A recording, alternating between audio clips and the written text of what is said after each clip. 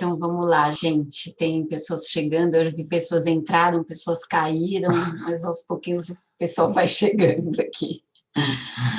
Então, boa noite para todo mundo. É um super prazer estar aqui hoje recebendo uma amiga muito querida, que é a Paula Ribas, que, além de amiga, já fez o Acordos de Paz, então ela conhece muito a proposta do Acordos de Paz, e, além disso, é professora, é jornalista, assim como eu, é professora também na faculdade, assim como eu também fui professora de faculdade. Parabéns para as duas e para os professores que estão aqui, Dia dos Professores. É verdade.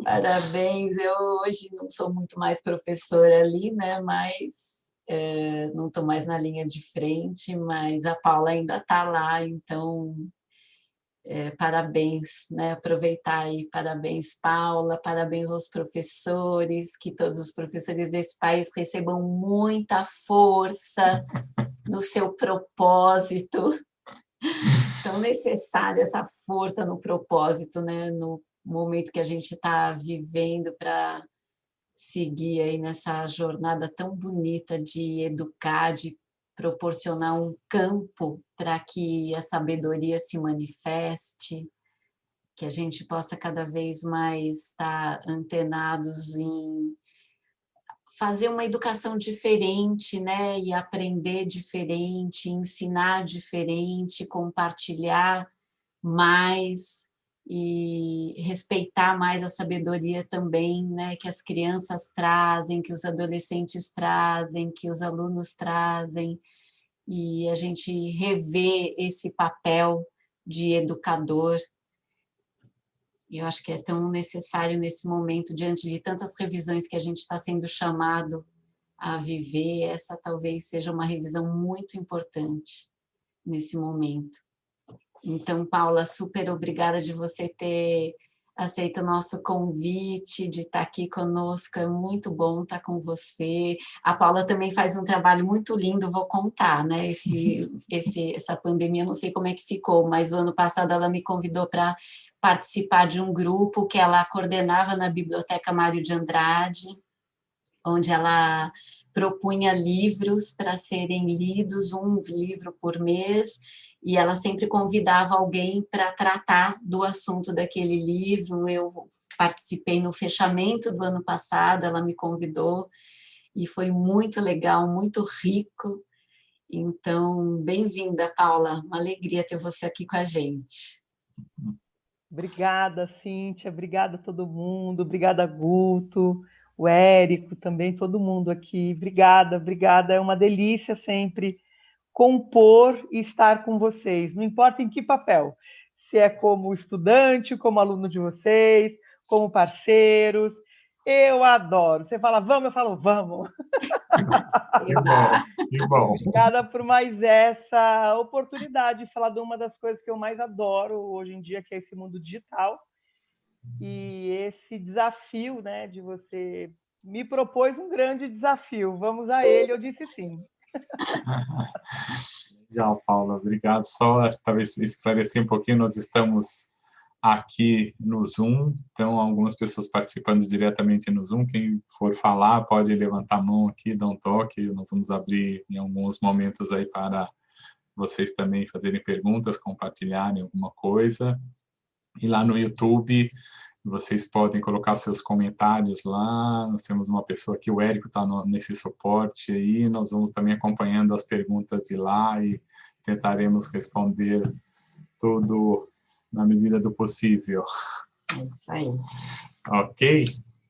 Então, a ideia, gente, é falar um pouquinho sobre esse documentário que está tão comentado agora, né? O Dilema das Redes. Eu confesso que a primeira vez que eu assisti à noite, eu assisti de noite o documentário, eu quase não dormi. Eu fiquei tão impactada. Eu falei, meu Deus do céu, socorro! Né? Eu fiquei muito impactada. Diante me senti refém muitas vezes, né? Refém de coisas que eu não estava percebendo. eu não tinha percebido muitas das questões que eles trouxeram, não desconhecia tantas outras, e imediatamente comecei a fazer meus links aqui, né, com Acordos de Paz, que é o meu estudo na vida, e como essas duas coisas conversavam.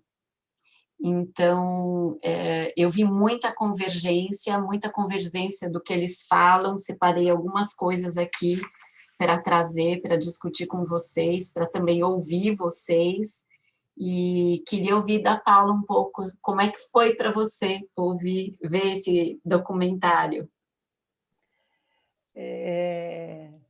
Só para contextualizar um pouco, né? Eu tenho pesquisado já há alguns anos esse tema, né? Então, na área do jornalismo, sempre caí direto para o jornalismo digital quando houve a transição. Eu não tive dúvida que realmente seria o futuro da profissão. Então, eu comecei a fazer uma pós-graduação, depois me tornei professora, ainda há muito o que melhorar, mas, de qualquer maneira, eu estou há alguns anos, Cíntia, vendo esse movimento de rede, como ele se compõe antes da pandemia, o que os estudiosos estavam falando, o que as teorias de comunicação digital estavam trazendo para a gente, né? Então, tem várias fases já que a gente poderia falar disso, mas não é o caso, e com a pandemia isso realmente foi para um outro lugar, né? Bom, o meu impacto em ver esse documentário foi, meu Deus, finalmente, né? Estamos falando sobre isso. Você já sabia de muitas coisas, né? Ah, sim. Isso já são os estudos apontando, mostrando, né? Como que a inteligência artificial e como os robôs já estavam conduzindo tudo, né? Todas as redes sociais, enfim, comportamentos, escolhas, compras, tudo, né? E assistindo e vivendo elas, porque eu também estou nas redes sociais, produzo conteúdo, assisto, vejo e preciso entender como isso se dá. Mas eu digo que eu não me senti tão impactada, eu achei bom, porque finalmente está dentro de uma linguagem em que pegou uma massa, então pôde distribuir esse conteúdo de uma maneira que dá para compreender, porque não são assuntos simples, são assuntos um pouco técnicos e complexos, né? Isso cria um afastamento natural das pessoas, isso inclui também as questões geracionais, né? Eu tenho 45 anos, eu sou da época mesmo aí antes da internet, mas esse assunto me fascina. Mas eu sei que tem gente que não tem isso e que né, se afastaram desse debate, porque é complexo mesmo. E esse documentário, acho que ele traduz bem. Eu acho que tem documentários mais impactantes, né? Eu até já deixo aqui a indicação para quem quiser mergulhar ainda um pouco mais. Agora me fugiu o nome. Privacidade Hackeada. Também está no Netflix, Privacidade Hackeada. Esse, Cíntia, me chocou muito. Nossa. E ele é de uns anos atrás, né? Porque ele fala exatamente como os nossos passos estão sendo monitorados. Ele prova isso durante o documentário. Né? Então, tem uma simulação lá que eles fazem para entender como isso se dá, e em meia hora a pessoa que fez uma determinada coisa no Google é encontrada e questionada: por que você pesquisou tal assunto no Google há 40 minutos atrás? Nossa, que medo. Na hora que eu vi isso, eu falei, ai, meu Deus do céu, né? Então, eu recomendo que vejam, mas assim, gente, é o mundo que a gente está. Sim.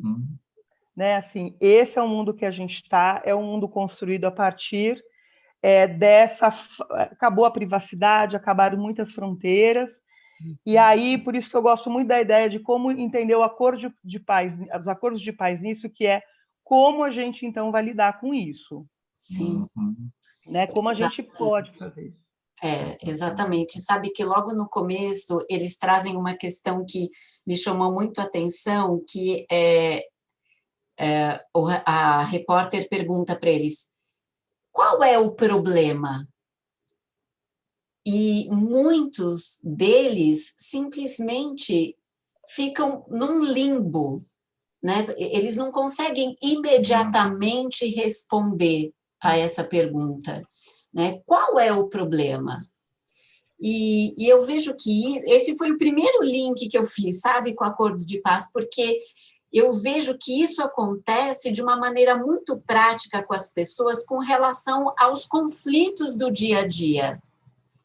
Esse limbo que existe, que parece que eu não sei se é um certo adormecimento ou se é uma falta de informação também, né? Que a pessoa ela está numa convivência que não é saudável e às vezes você pergunta para ela qual é o problema e ela fica também nesse limbo de não saber identificar.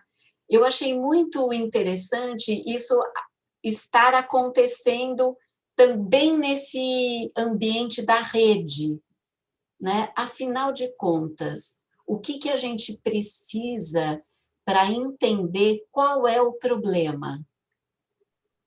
É informação? É percepção? É autoconhecimento? Né? Presença. É presença? O que a gente precisa para compreender qual é o problema? Essa pergunta que aparentemente é simples, mas que até os especialistas calaram.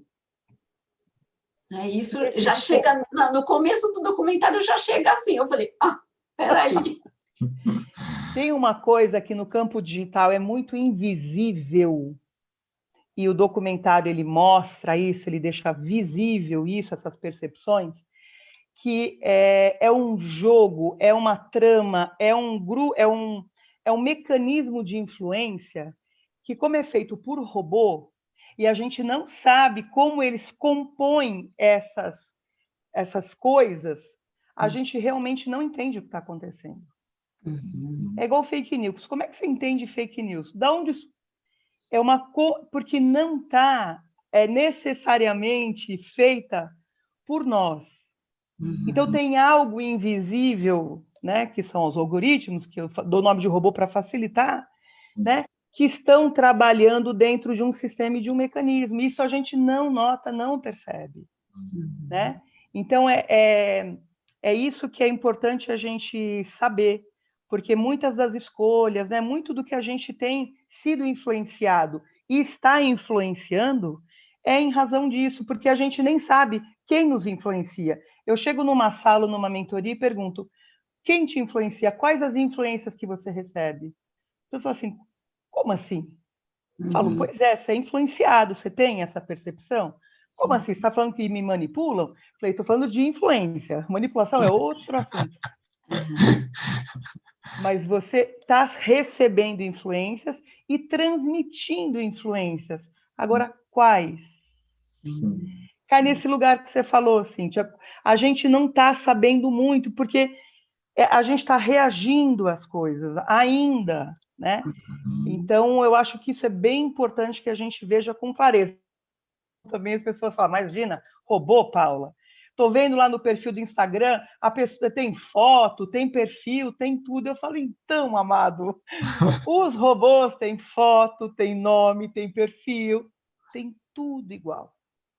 Só que aí tem as questões de relacionamento, as questões humanas, que dá para a gente perceber se é um perfil fake de robô ou se é um perfil real.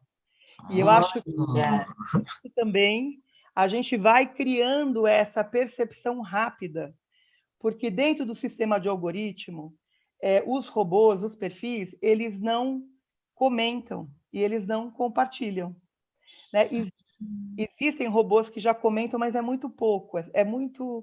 Essa coisa de ter um raciocínio de 2 linhas é para seres humanos, não é para robô ainda. Então, eles só curtem. Eles só curtem. Então, você percebe um perfil que está vazio, esvaziado, né, desértico praticamente de gente, está lá, um monte de seguidor, um monte de curtida, mas não tem engajamento, não tem compartilhamento, não tem troca, é robô, né? Então, aí você vê que mesmo nesse mundo digital e tecnológico, o humano é nítido, tem contraste, é perceptível. Sim. E é muito bom a gente falar disso, porque a gente precisa, sim, Cíntia e Guto, passar por uma educação digital. A gente não foi educado para tudo isso que a gente está vivendo. Sim. Isso é um novo idioma, é um novo código, especialmente no contexto que a gente está de pandemia. Sim. Né? Que isso é um outro debate, né? Mas a gente está nele. Então, assim, é muito importante que a gente se eduque, que a gente saiba. Eu estudo muito, eu estou muito focada nesse tema e sempre me surpreendo, né? O próprio documentário, as coisas que eu falei, nossa, né? Poxa vida, você teve coragem de fazer isso, né? Caramba, né? Olha que interessante, né? Você está trazendo isso e eu estou aqui pensando de novo nessa convergência com o que o Acordo de Paz traz, que é a educação emocional, que nós também não aprendemos, que a gente também não tem esse repertório. A nossa geração, agora os pequenininhos, dependendo da escola que está, dependendo dos pais, dependendo muito, né, ainda é muito hermético na minha maneira de ver, a gente não está falando de escala, eu percebo que educação socioemocional ainda é para poucos, Uhum. então, escala mesmo, acho que a gente vai levar alguns anos para conseguir atingir essa escala da educação socioemocional através das escolas públicas e tal, então ela está restrita a um grupo, às vezes mais de escolas particulares ou algumas poucas públicas que tem um diretor com uma intenção ali, né, mais focado na educação socioemocional, mas, de maneira geral, é muito evidente para as pessoas que chegam até nós, no Acordos, que esse repertório também não existe. Quanta coisa a gente tem para aprender, né? A gente tem para aprender o repertório socioemocional, a gente tem para aprender o repertório digital, e tudo muito rápido, a gente sendo chamado para isso de uma maneira assim, gente, é para ontem. Uhum. É para ontem. E esse é para ontem é uma outra coisa que o documentário traz muito, né? Ele chama as mídias digitais, elas chamam a gente através dessa percepção da urgência. Uhum. Eu preciso curtir, eu preciso saber o que está lá, eu preciso estar informado, eu preciso estar na rede, né? Porque senão eu vou ficar para trás, eu vou estar excluído, né? E essa urgência vai chamando a gente para o vício. E para a ansiedade, né? Que a gente viu lá também no documentário lá, né? Principalmente adolescentes, pré-adolescentes, e a gente vê no dia a dia, né? A gente tem uma adolescente em casa também, essa coisa da ansiedade, né? Como fica para eles mais exacerbada, mas para todos nós também fica essa ansiedade. Eu tenho que, já vou acordar, lá já pegar, ver que mensagem que tem, o que eu tenho que fazer ali, compartilhar, ver o que tem interessante, postar. A gente também está nessa história. Pois é, uma coisa louca, né? Porque o vício, falando do vício digital, né? Vamos desmembrar um pouco isso para a gente entender. O documentário mostra isso bem. Que o que é o vício digital? É quando eles conseguem desenvolver uma pesquisa de comportamento digital humano, de como que você se relaciona com a rede. Então, eles conseguem traduzir esses dados de comportamento, dados psicológicos de comportamento de rede, e transformar isso em ferramentas, em aplicativos. Então, aquilo nos agrada muito, porque é nós. Eles conseguem dar um modelo de aplicativo, de negócio, de dinâmica, de entretenimento que nos agrada muito. Por quê? Porque está nos nossos moldes. Foram baseados em pesquisas do nosso comportamento. Então, aquilo é muito agradável. Só que ele está pegando de nós duas coisas: o nosso tempo e a nossa atenção. Sim. Então, a disputa num aplicativo e dos aplicativos é pelo nosso tempo e pela nossa atenção, que é onde eles fazem um negócio. Então, repare, qual que é o negócio de rede social? É o nosso tempo, a nossa atenção e a produção de conteúdo que a gente faz gratuitamente para eles. Com isso, eles fazem um negócio publicitário, entre outros e outras formas de negócio. E aí a gente tem uma ilusão de que está usando gratuitamente. De fato, você não põe dinheiro. Se você não monetiza suas postagens, você não está pondo dinheiro, né? Só que você está dando algo em troca. Sim. Então, isso é valor, né? O seu endereço, seu telefone, seus dados. E especialmente, Cíntia, o teu comportamento. Que era uma coisa que a publicidade, antes do mundo digital, meu Deus, tinha que fazer muita pesquisa de opinião, de audiência, para entender como um produto, você da Zé de TV, você sabe como que é. Eu sei, eu sou dessa época. Dessa época. Né? Meu Deus, era amoroso levantar um dado, aí aquilo passava. Hoje é instantâneo e simultâneo.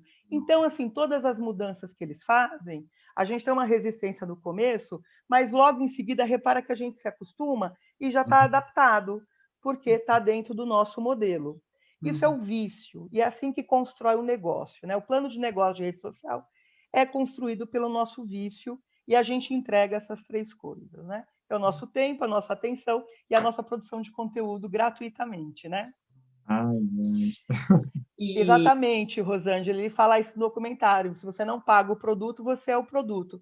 Essa é uma máxima mesmo dos debates de rede, né? Ela é bem conhecida, assim como também no marketing digital a gente fala que marcas não vendem para pessoas, são pessoas que vendem para pessoas, né?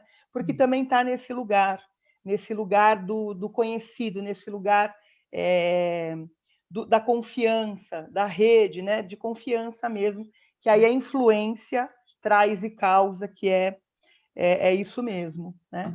Então tem a coisa desse lugar, assim, porque é muito gostoso. E aí tem uma outra, aí vou abaixando um pouco mais aqui o mergulho com vocês, né? Que é importante também da gente perceber isso, que dentro desse vício, o que aconteceu com a gente? A gente criou as tais bolhas, as bolhas digitais. O que significam isso? São lugares, redutos e ambiente digital na nuvem, né? Em que é muito gostoso estar. Uma bolha é isso. É um lugar que a gente adora, as pessoas são tão queridas. Meu Deus, um monte de gente legal que tá. Um monte de gente bacana, que pensa como eu penso, que gosta das mesmas coisas que eu gosto. Que concorda comigo. Concorda comigo. E aí, por quê? O que aconteceu? Né? Que, segundo o documentário, não era a intenção dele, mas eles criaram esses algoritmos que queriam facilitar a nossa vida de encontrar o que a gente quer.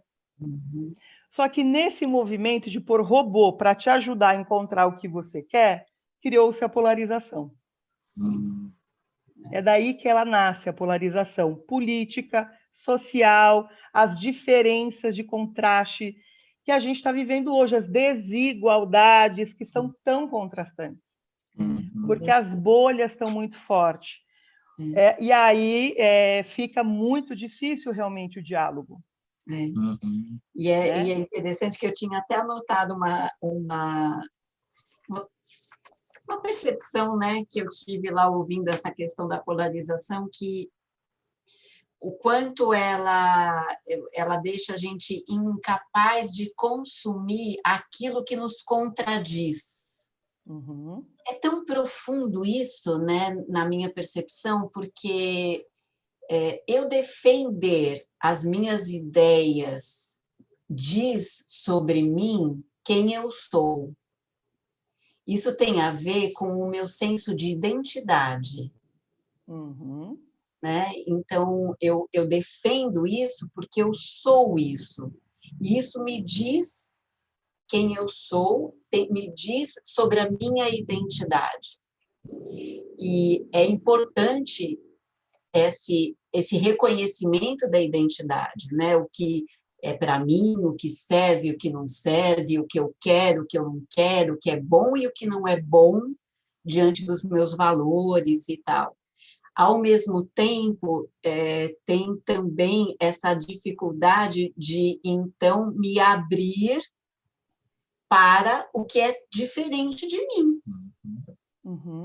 Isso também tem muito a ver com acordos de paz. Como eu consigo me descolar um pouco do meu senso de identidade para me abrir ao que me é estrangeiro, ao que é completamente diferente de mim. Porque talvez seja nesse lugar que eu tenha a possibilidade de aprender coisas, inclusive. Sim. Né? De rever, de aprender, de ampliar meu mundo, minha visão, meu universo, né? De questionar coisas. E como isso que você está trazendo da bolha, né? Ela ajuda nessa polarização que tem a ver também com essa afirmação do senso de identidade. Sabe por quê? Porque dentro das pesquisas, nesse lugar, é muito mais valoroso para determinadas pessoas pertencerem a um grupo do que necessariamente entender o diferente, se abrir para isso. Né? Isso tem um nome que eu até marquei aqui para... viés de confirmação. Viés de confirmação. O que é o viés de confirmação? Eu quero encontrar os iguais, eu quero pertencer. Isso é mais importante do que necessariamente construir referências, construir singularidades e me relacionar com a diversidade. Porque que é o diálogo, que é o ouvir, que é o escutar. Cíntia, tem que ter muita coragem para se comunicar, gente. Nossa, é isso que eu ia falar, né? Tem todos esses desafios, né, dos relacionamentos que, por um lado, também enriquece muito, né, mas que a rede pega pelo lado mais fácil. Então, não vou ter esses desafios, ficar mais só, já estou ali, todo mundo é amiguinho, todo mundo é igual e vai ficando preso nessa bolha, né? Porque é isso, dá um passo, né, Guto, a falar e a ouvir. Né? Falar, se expressar, falar o que eu penso, o que eu sinto, se eu concordo, se eu discordo. Um dos pontos da violência na comunicação, qual que é? A pessoa não conseguir se posicionar. Aí ela é agressiva para simplesmente expressar uma necessidade. E ela não consegue elaborar, que é isso que você falou, Cíntia, que é a falta de repertório em saúde emocional, em maturidade, em inteligência emocional. Deixa eu só fazer um breakzinho, porque eu estou com uma pergunta aqui, acho que o Érico quer fazer uma pergunta, podemos abrir aqui para ele falar um pouquinho? Oi, gente, boa noite. Oi, Érico. Boa noite. Eu, ouvindo vocês, né, e lembrando um pouco do que falou no documentário, né, que ele traz muito essa questão de nós como os produtos, né? E a gente sabe como hoje, o próprio documentário traz isso, como as empresas, pela ganância, pela fome de poder, de recurso material, dinheiro, né, a árvore é melhor morta do que viva, o boi, né, como a gente tem tratado a natureza. E agora essa arma que mata o boi está mirando para a gente, né, com uma capacidade de destruição gigante, e com base já não são seres humanos, são inteligência artificial analisando dados, robôs, literalmente, que não tem carga emocional nenhuma, não tem empatia, não tem, assim, totalmente descompasso o poder que aquilo ali tem de análise que nós não temos, né? E, ao mesmo tempo, esse mundo virtual, e que não começou com isso, mas ele acelerou Antigamente a gente vivia em comunidades menores e, por mais que tivesse pessoas com valores diferentes do meu, eu era obrigado a conviver com essas pessoas, né? A dividir o ambiente, a dividir... quanto menor, mais divisão você tem. Hoje, com a conexão virtual, que permite que você se conecte com gente do outro lado do mundo, eu estou falando com gente que tem os mesmos valores, opiniões que eu, que está no Japão, na China, mas eu não dou bom dia para o meu vizinho, porque ele é de uma opinião diferente da minha. Como, né, do ponto de vista do conhecimento, né, da luz do que o acordo de paz, da cultura de paz que vocês trazem, ou da visão da mídia social, como a gente consegue sair dessa armadilha, ou pelo menos minimizá-la, né? Sim. Aí eu não sei, né? Quero ouvir a Paula também, mas isso foi uma outra coisa que me chamou muito no documentário, que é escolha. De novo, né? Eu também me fiz essa pergunta vendo o documentário. E como em mim eu percebi como eu tenho que estar muito conectada com a minha escolha. Eu escolho dar bom dia para o meu vizinho, por mais diferente que ele seja de mim.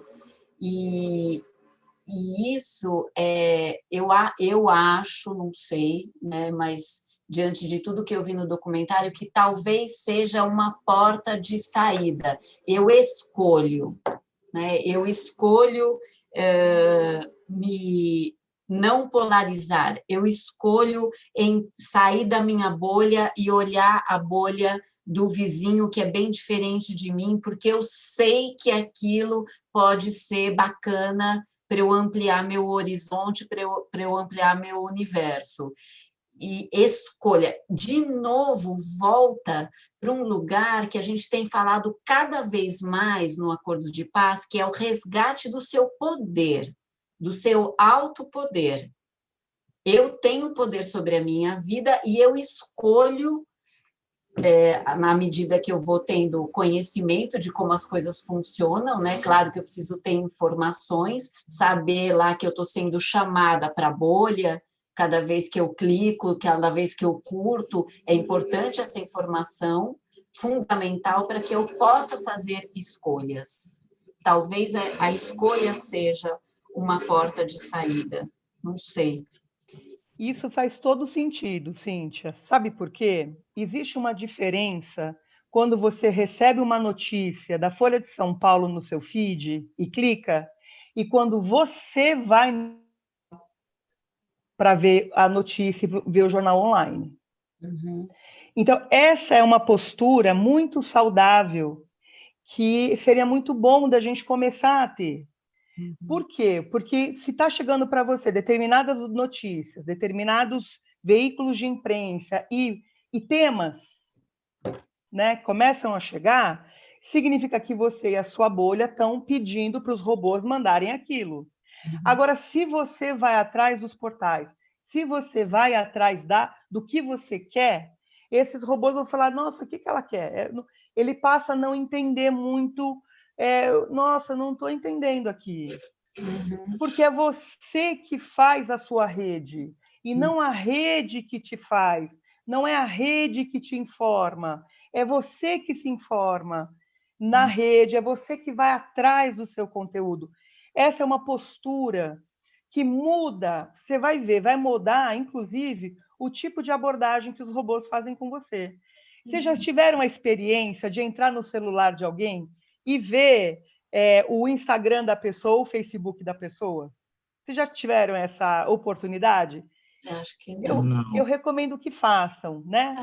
De um amigo que confia ou de um parceiro. Olhe o Facebook da pessoa, do seu parceiro, do seu amigo, do seu filho. Gente, não tem nada a ver com os nossos temas e os conteúdos que chegam até nós. Se você fizer uma pesquisa no Google, no seu celular, e uma pesquisa no Google, no celular da outra pessoa, e compara, pega a mesma palavra-chave e faz no seu Google e no Google do outro celular, você vai ver o resultado que os robôs entregam, muito diferente. Nossa, gente. Façam esse teste. Interessante isso. Né? Porque é isso, porque quando você vai atrás, você está utilizando a rede. E quando ela te utiliza, é você ficar clicando no que chega no seu feed. Sim. Né? Tem uma postura, por exemplo, que é muito interessante, que algumas pessoas não sabem, que, por exemplo, o Instagram ele é uma rede que tem as suas peculiaridades, mas ele tem uma coisa que eu acho muito interessante. A gente está acostumado com o Facebook de ficar rodando o feed e percorrendo timeline. O Instagram ele não foi feito para ser dessa forma. A gente usa ele assim, mas ele não foi feito assim. Porque ele tem um sistema de hashtag. Sistema de hashtag são esses organizadores de conteúdo. Então, a maneira como o aplicativo espera que a gente se relacione com ele é pesquisando por hashtag. Então, se eu me interesso por arquitetura, eu vou clicar no dia, hashtag arquitetura, e vou ver o que as pessoas estão postando sobre arquitetura. Isso é uma maneira de você estar indo atrás do seu conteúdo. O que a gente faz? A gente fica lá olhando o que o robô está mandando para a gente. Ai, que legal isso, adorei essa dica. Né? Por quê? Porque ele é um organizador. Então, você pega seus temas e vai atrás dos seus temas. Não fica esperando que eles tragam para você, porque quando a gente não sabe o que quer, qualquer coisa serve, é o ditado, né? E os robôs fazem isso muito bem. E aí eles falam, ô Pangaré, estou te ajudando, o que você está reclamando? Você não sabe o que você quer, estou te ajudando aqui, te mandando esses negocinhos aqui? Isso é muito louco, né? Isso me faz refletir que é a vida, né? Assim, a gente acaba indo no embalo, né? A gente fala é comportamento de manada, a gente acaba indo no embalo e justamente perde o poder do nosso empoderamento, né? Das nossas escolhas, de sair da manada e atender as nossas necessidades, o que a gente sente, é justamente o caminho contrário. Né? E a gente tem uma grande oportunidade ao mesmo tempo de ter esse empoderamento, né? Por todas essas coisas que você está falando. Muito e interessante. encontrar o seu cardume, eu falo sobre isso. Ou você encontra o seu cardume, ou você monta ele, porque dá para fazer hoje em dia isso na rede. Por exemplo, a gente aqui. A gente é um cardume, né, que tem temas afins e resolveu se encontrar nessa noite para conversar. Então, e quem ajudou isso? A rede, os aplicativos. Por causa deles, a gente está aqui, né? Então, isso é o quê? A gente construindo o que a gente quer, trocar entre nós. Escolhendo, né? Escolhendo. Fazendo de novo, né? Voltamos para as escolhas, né? E usando o que de bom isso tem para nos oferecer, né? Porque, claro, que tem para nos oferecer. Eu converso com a minha irmã que mora no Canadá toda semana. Eu vejo, né? Eu olho para ela. A gente estava até brincando outro dia com a nossa filha, que está passando de novo uns desenhos dos Jetsons. E quando eu era pequena, eu adorava os Jetsons. E quando eu via eles no telefone, que era um telefone que tinha TV, e eles falavam, eu achava que eu nunca ia viver isso. Eu achava demais, falava, gente, vai ser muito legal. Aquele futuro muito longe. Né? E aí estamos nós aqui, eu conversando com a minha irmã no Canadá e olhando para ela, e enfim, né? Esse é o lado positivo também. De novo, como eu escolho usar. E isso, de novo, tem a ver com o resgate do meu poder. Eu tenho poder sobre a minha vida.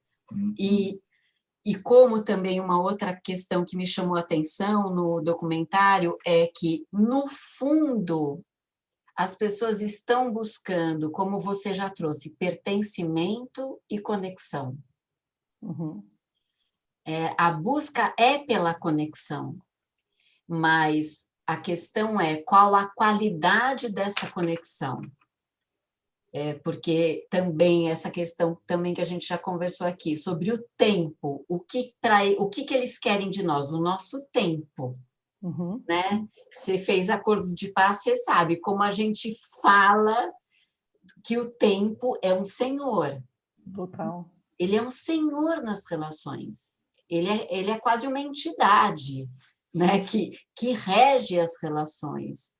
Como a gente, para ter relações saudáveis, eu me vi muitas vezes sendo chamada a ressignificar o meu tempo interno. Porque ressignificar meu tempo interno significava ressignificar o tempo que eu estava dando ao outro. E, às vezes, o outro ele precisa de um tempo que é diferente do meu. Então, esse tempo que é o Senhor nas relações, como ele ajuda a construir relações mais profundas, né? E mais, enfim, mais profundas mesmo, onde você pode mergulhar num universo mais honesto, mais sincero, e É isso. E o que eles querem da gente? O nosso tempo. Uhum. Mas qual é a Nossa qualidade atenção. desse tempo? Uhum. Qual é a Eu marquei exatamente isso, assim, sobre esse ponto da necessidade de pertencimento, que é essa necessidade que a gente tem de confirmar viés e ficar se confirmando, né? E eu coloquei exatamente isso aqui, é a honestidade consigo, que é um dos pontos que a gente trabalha no Arcoso de Paz, né? E realmente, eu quero pertencer, claro que eu quero pertencer, e é legítimo isso, não tem nada de errado. A questão é de que maneira você está fazendo parte dessa bolha e dessa tribo, com que valores, com que escolha, a que preço você está ali. Exatamente.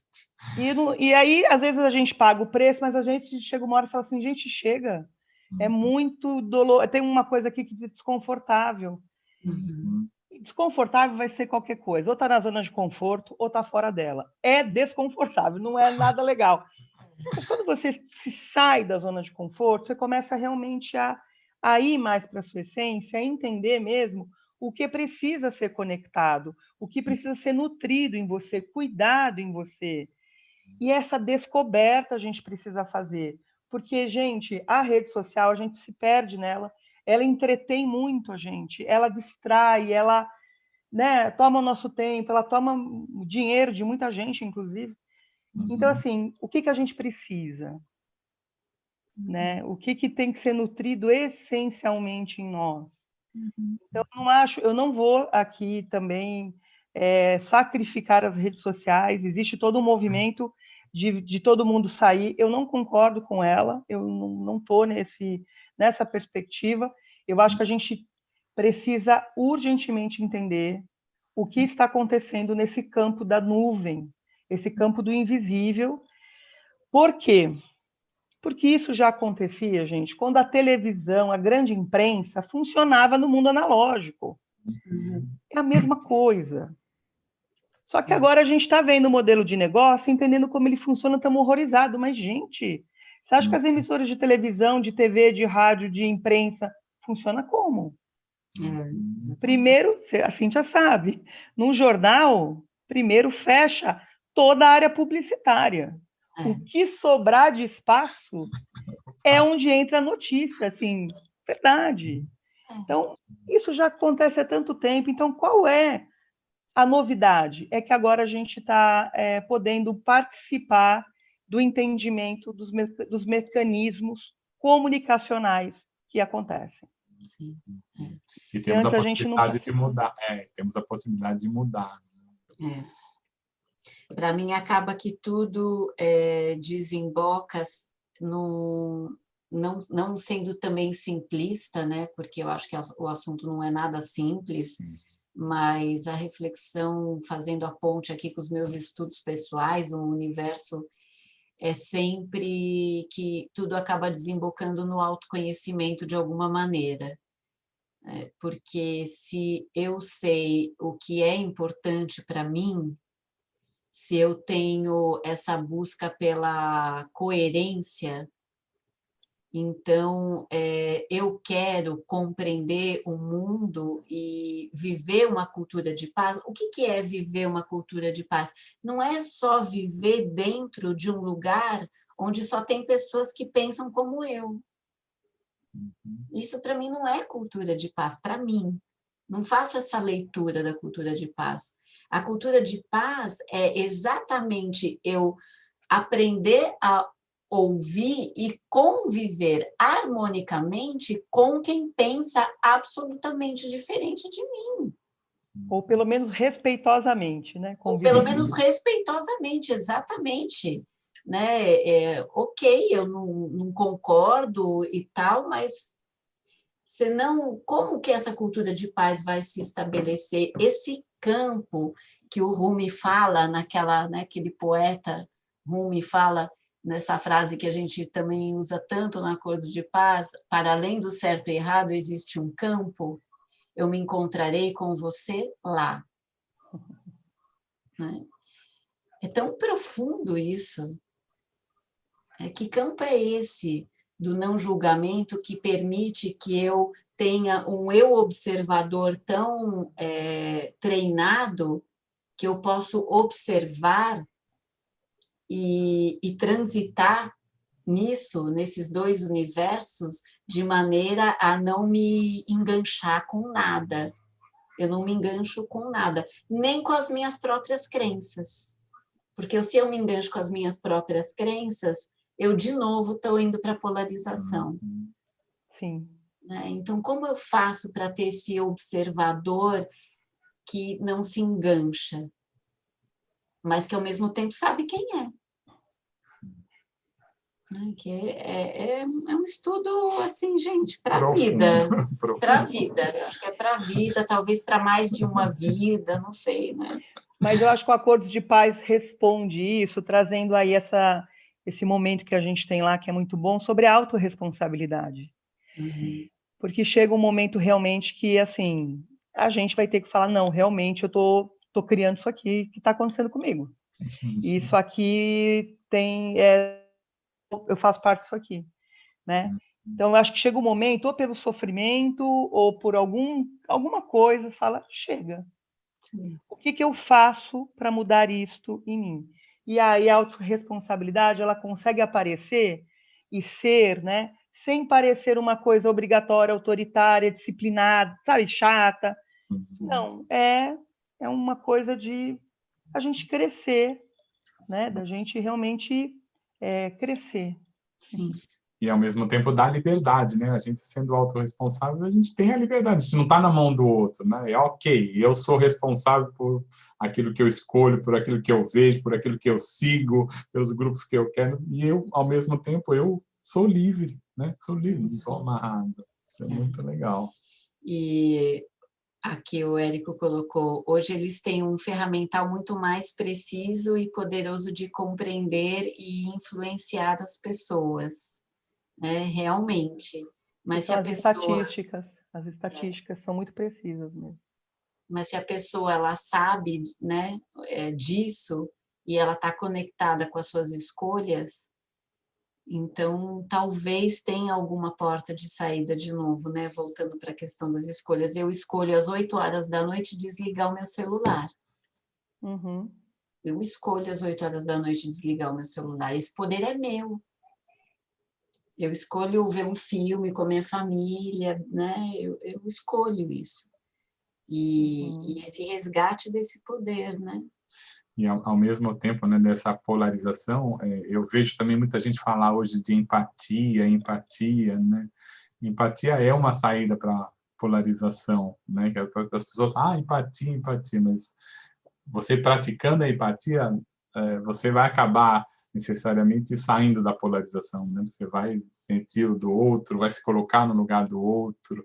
É uma coisa estranha até, né? Porque as pessoas falam, só que no dia a dia ali a gente vê ainda muita polarização, muita coisa. Então, tem vários instrumentos, né, para a gente. Eles falaram uma outra disso. coisa também que eu anotei, que que eles estão explorando a vulnerabilidade do psicológico humano. E aí eu, né, fiquei me perguntando como é, de novo, importante, então, mais uma vez, a gente conhecer a própria vulnerabilidade. Porque, senão, a sua vulnerabilidade fica na mão do outro. Né? E realmente, como você falou, isso precisa de coragem. Que é uma outra desconstrução, né, que a gente vem vivendo.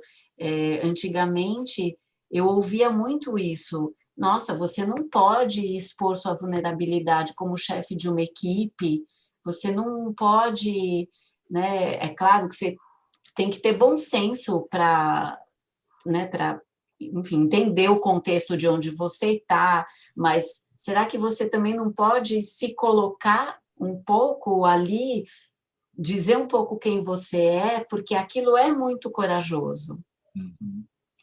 O meu burnout, o meu primeiro burnout, eu tive 2, mas o meu primeiro burnout foi muito em cima dessa crença de que eu tinha que ser absolutamente hermética a tudo. E eu não era. Claro que eu não era. Eu sou um ser humano, eu não era hermética a tudo. Mas tinha uma crença de que eu tinha que ser hermética a tudo. E eu fui atropelada por isso, por essa crença, né? E aí tive o meu burnout, tive que repensar tudo. E tive que aprender a dizer não e falar, gente, chega, aqui é o meu limite, aqui não dá mais. E crenças sendo desconstruídas, né? Nós temos aqui o Frank Ele tá pedindo querendo para falar. falar um pouquinho. Pode Vamos falar, abrir Frank. um pouquinho, Frank. Você quer abrir aí seu Microfone, fica à falar. vontade. Frank. Abriu? Abriu. Pode falar. Estamos só Não, sem- parece que estou... Oi, pode falar. É o seguinte, eu fiquei muito impressionado, foi com a parte dos pré-adolescentes lá no documentário, porque o pré-adolescente tem aquela idade difícil para transitar da criança para o adulto, então ele é muita insegurança, ele se importa muito com o que os outros acham, que os coleguinhas acham, tem medo de não ser aceito pela turma, e questiona muito o seu valor, né? E se ele serve para alguma coisa, se ele merece ser gostado, se ele... Então,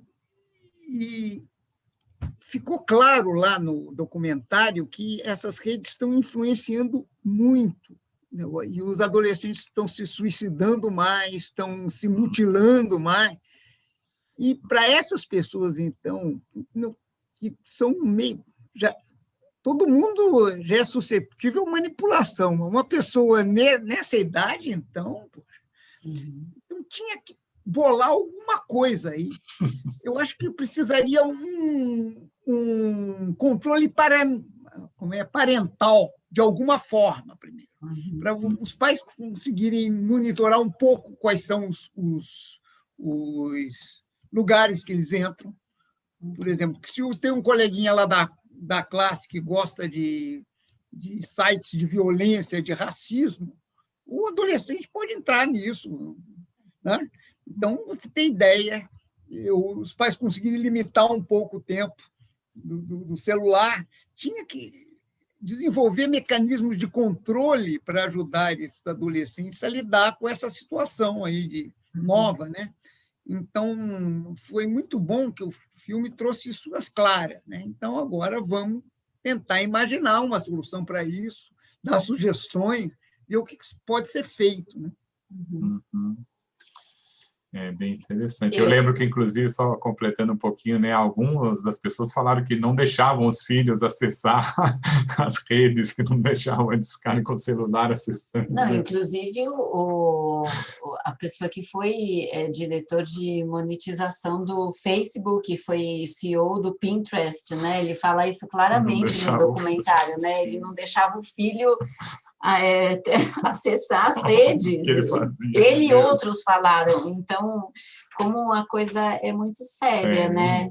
Eu não sei se tem receita de bolo para isso, mas eu sempre penso também como, de novo, a gente, como pai e mãe, nós estamos sendo chamados a fortalecer a nossa conexão com os nossos filhos, a fortalecer o diálogo, a ajudá-los a desenvolver senso crítico, né? Ensiná-los a pensar, a questionar e desenvolver senso crítico mesmo, e estar perto, estar junto, dá trabalho, dá muito trabalho, dá trabalho educar, dá trabalho, não é simples.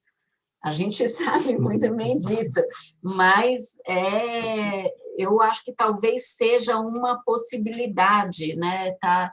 Tá muito junto para monitorar, para ajudar a pessoa a, mais do que controle, consciência, né? Talvez mais do que controlar, é ajudar com que aquele adolescente desenvolva consciência, para que ele possa fazer escolhas saudáveis para a vida dele. É assim que eu vejo. Simples? Não. Receita de bolo também não é, mas E A gente tenta, né? E fatalmente acaba na educação, né, que é o ponto que a gente também costuma sempre falar, né, a própria educação socioemocional acaba caindo na educação. Eu tenho um comentário aqui da Devaki, que também está assistindo, dizendo que dá para programar os dispositivos para não acessarem alguns aplicativos, limitar o tempo de uso, né, então já tem alguns recursos aí que a gente também é legal conhecer. Talvez a Paula possa complementar aí também, né, Paula?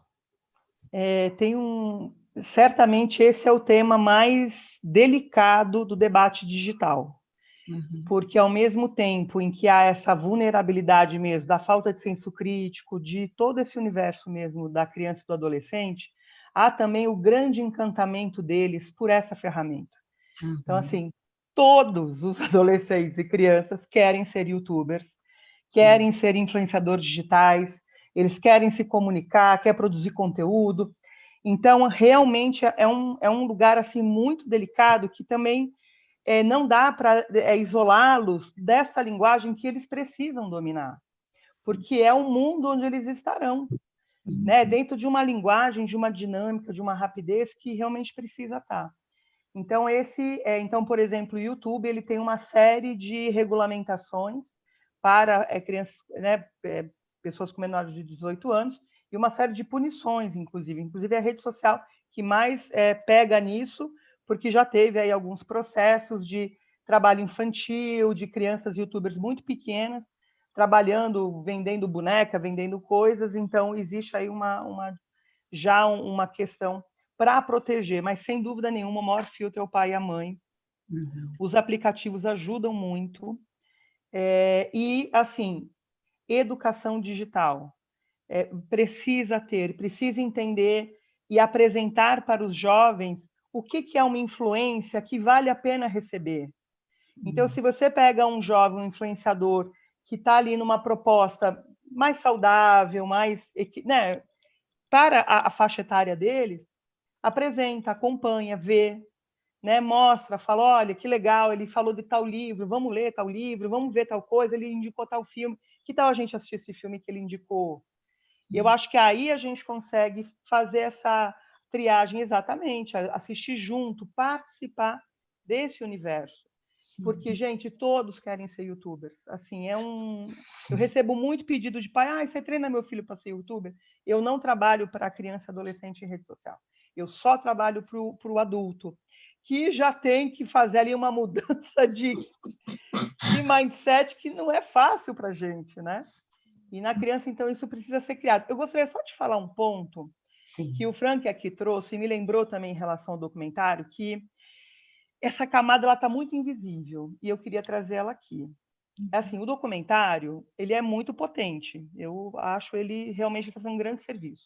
Mas, ao mesmo tempo, ele também, no meio de quem estuda comunicação, parece e dá uma intenção de ser realmente um documentário de autopromoção para aqueles cabeças que fizeram aquilo. Tem essa leitura também. Por quê? Porque todos eles aqui inventou curtir, falando, gente, foi mal, perdemos o controle, porque vários falam, não perdemos o controle disso, não era para ser assim. Né? Então, ao mesmo tempo, é um documentário que está ali no meia-culpa, gente, foi mal, tal, tá vendo esse inferno que virou o mundo? Então, foi por causa de nós 5.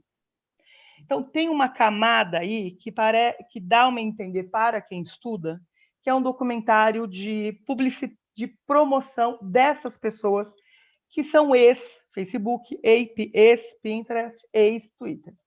Né? Em que sentido? Tem essa coisa de mercadológica, que é assim, olha, eu criei esse problema na sua vida, foi mal, e para resolver isso, criei uma empresa que vai te dar consultorias e ferramentas de como lidar com esses robôs. Porque é isso, quantos ali tem consultoria, empresa e instituição para lidar com o mal que eles fizeram? Então, assim, essa é uma camada um pouco mais invisível, mais ácida, mas eu preciso trazer aqui para vocês, porque o que parece, né? Causa isso que o Frank trouxe para a gente, que é legítimo, o que a gente faz com as crianças. Só que, ao mesmo tempo, eles criaram o problema e eles dão a solução. Mas, peraí. Então, assim, em nenhum momento, ou poucas vezes, num documentário bem meia-culpa, né, ele fala assim, gente, desculpa. Eles não têm essa coisa de falar, tem uma coisa de, olha, criei esse problema, está aqui a solução desse problema que eu mesmo criei e eu vou te ajudar, hein? Então, assim, a gente tem que tomar um cuidado também com o discurso, com a edição, com a intenção disso, né? Porque tem ali um lugar de muita vaidade na fala deles, né? Tem esse lugar aí muito vaidoso, né? De ter inventado uma ferramenta que influencia e mudou o mundo. E mudou. Né? Hoje a gente tem mais perfis no Facebook do que gente no mundo. Nossa. Existe mais celular no mundo do que gente. Então, assim, da gente entender isso para entender assim, quais são as intenções dos produtos de comunicação. Esse documentário, qual a intenção dele? Além de fazer esse lado bom que ele tá, eu reconheço. Mas, assim, né? Então, não entremos em pânico.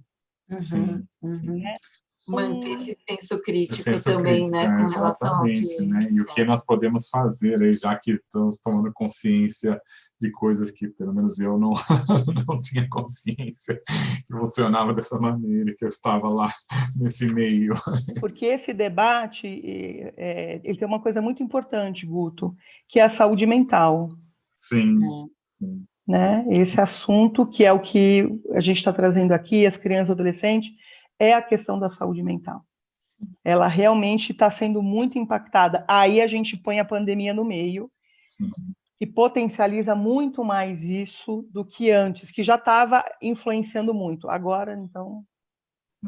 Eles trazem também as estatísticas lá, né? Não sei até que ponto mas tem esse crescimento que a gente vê no dia a dia, né? No mundo, que a gente percebe que as pessoas que a gente conhece e convive realmente, né? Esse índice super alto de suicídio e ansiedade, essas coisas que nós já falamos também um pouco, que acaba trazendo tudo isso. Enfim, gente, a gente poderia ficar falando aqui, acho que...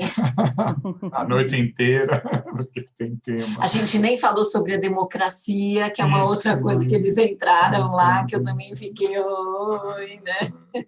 Eleições, democracia, a própria democracia mesmo, né? Como ela é construída e como ela pode ser manipulada pelas redes, enfim, tem tanto assunto que a gente poderia ficar muitas horas aqui, mas também estou um pouco preocupada aqui com o tempo, cuidando do nosso horário, para todo mundo poder descansar. E queria saber, Paula, se tem alguma coisa que você gostaria ainda de trazer sobre o que você ouviu, né, com a sua experiência de professora. Você está nesse lugar de especialista em mídias digitais, ao mesmo tempo professora de jovens, né, pessoas que estão na faculdade, que estão nessa transição entre adolescência e vida adulta. Então, você está num universo muito rico, né? Se você quiser trazer alguma coisa aí da sua perspectiva. Eu quero trazer que continuem se informando sobre esses assuntos, né? Eu acho que eles são muito importantes da gente entender, não se assustem. Eu acho também importante falar que não precisa de alarmismo, nem de nada disso. É só uma questão de conhecimento, de se educar e de entender como isso acontece. É um mundo fascinante, é um mundo muito potente, e eu quero trazer aqui o Zygmunt Bauman, quando ele fala para a gente do mundo pós-moderno, que é esse mundo líquido, em que ele fala que o mundo não vai ter mais fronteiras, o mundo não tem mais fronteiras, como é a água.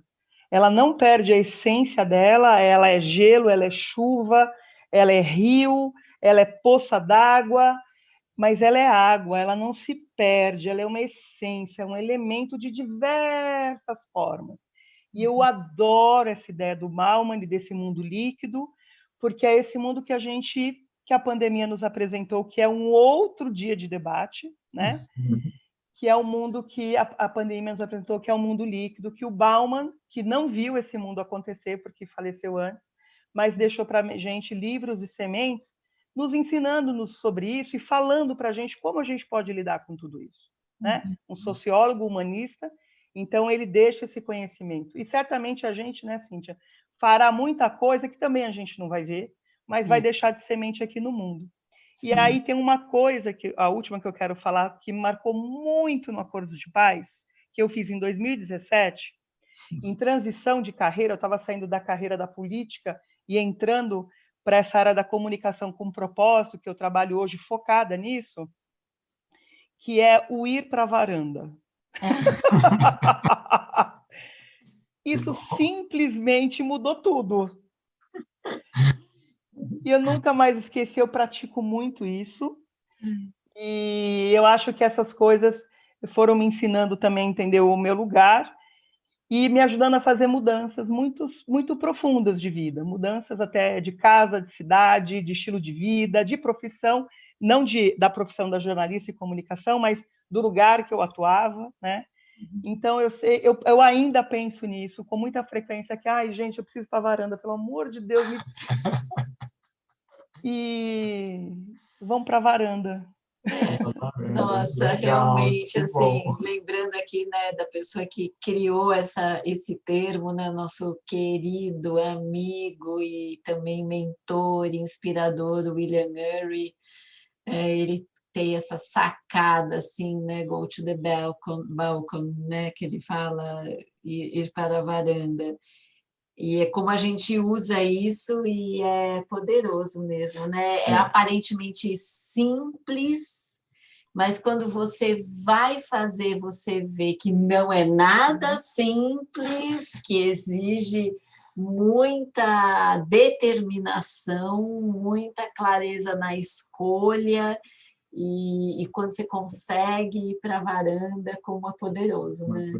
Hoje nós estávamos, hoje mesmo à tarde, estava falando para si, não, eu estou na varanda por enquanto, depois eu vou responder, depois eu vou decidir. Né? A gente também, viu, diariamente, assim. A gente usa diariamente Usa para a muito, varanda. funciona muito bem. Gente, muito obrigada por estar aqui, obrigada, Cíntia, obrigada, Guto, obrigada a todos vocês, assim, é um prazer sempre, né? E estou nas redes sociais, no Instagram, Paula Ribas Comunica, a gente pode conversar lá, eu falo muito de comunicação lá, então me acompanhe, vamos trocar rede, vamos nos conhecer aqui, né?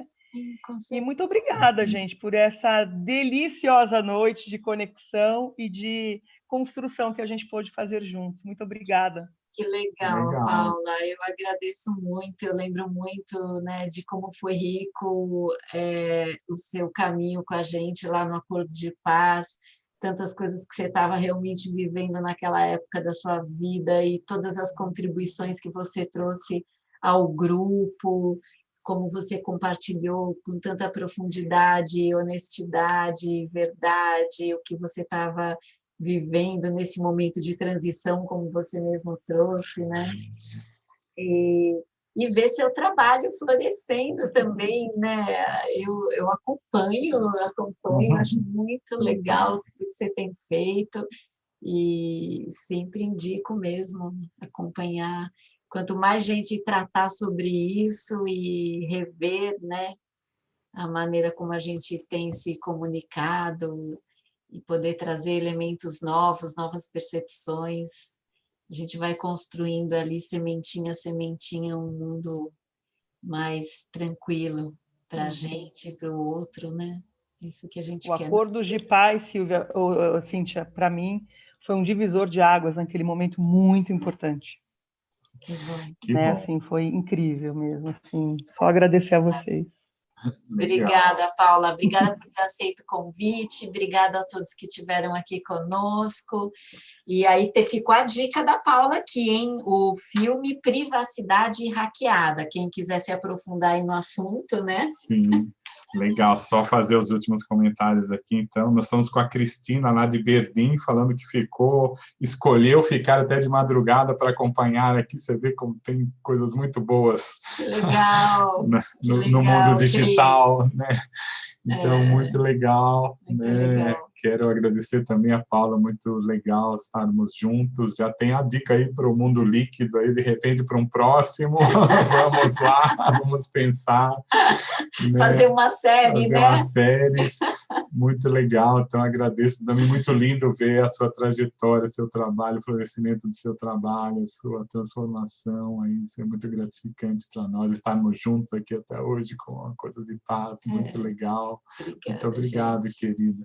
Lembrando que a intenção é nós fazermos os nossos webinários mensais e gratuitos, também fazendo uma propaganda aqui, acompanhe nas nossas redes, nós vamos informando, formar, né, essa nossa comunidade aí de escolhas e caminhos diferentes e trocar informações. Criar uma massa crítica, para né? poder escolher conscientemente aonde cada um quer estar, né? Onde cada um quer estar, não na mão do outro, mas na sua própria conexão, né? Então, é isso, gente. É isso. Muito obrigado pela participação de todos. Obrigada, Érico, pelo apoio, técnico aí, todo o apoio que deu, aos que participaram, os comentários lá no YouTube.